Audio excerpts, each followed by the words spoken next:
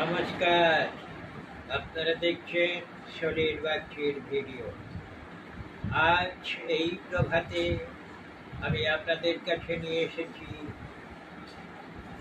বিপ্লবী শহীদ প্রীতিলতা ওয়াদ্দেদারের স্মৃতি স্মরণে।